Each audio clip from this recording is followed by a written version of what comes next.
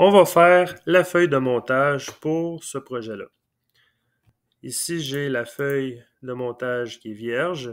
On l'a appelée tutoriel numéro 7.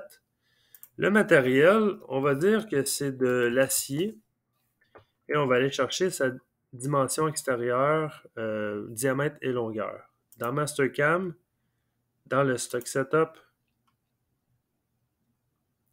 dans les propriétés du stock,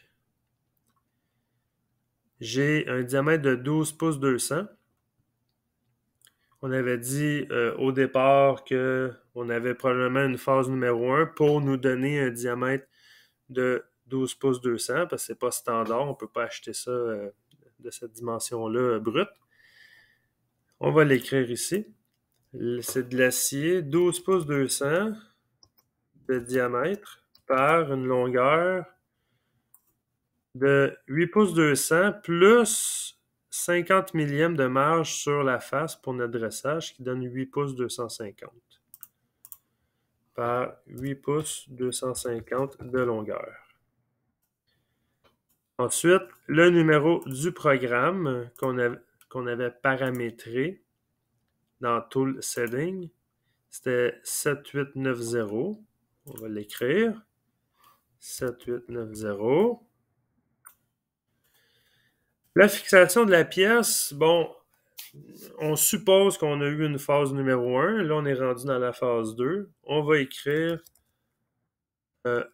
Mordou de 12 pouces 200 de diamètre.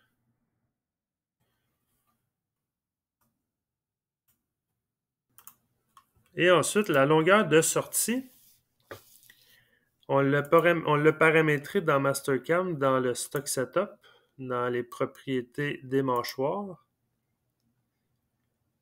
dans paramètres. Ici, notre longueur de sortie était de 7 pouces 450 par rapport au mâchoire. Là, vous avez deux possibilités.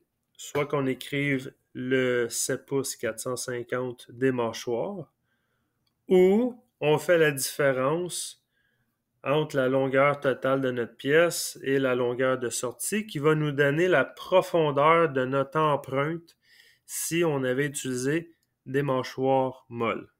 Là, rendu là, c'est à vous de décider qu'est-ce que vous voulez écrire, mais moi, je vais écrire la longueur de sortie de 7 pouces 450. Ici, 7 pouces 450 de long. On va mettre l'image dans Mastercam. Je vais juste enlever avec les petites vagues ici tous les parcours. Je vais aller dans Plane. Je vais activer le Show Nomen. Et je vais déplacer ma pièce, zoomer pour avoir un bon point de vue. On pourrait prendre toute l'image au complet si on veut avec Windows Shift S. On va sélectionner, par exemple, on va voir si c'est trop gros, comme ça ici. On va aller dans l'image ici, on va cliquer là, on va faire CTRL-V.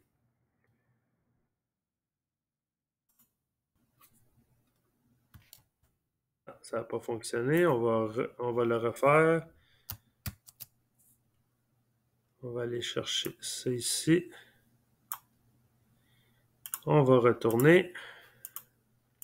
CTRL-V. Et voilà. Ici, j'ai mon image. Ça rentre quand même assez bien dans mon espace. Maintenant, il reste les différentes opérations à écrire.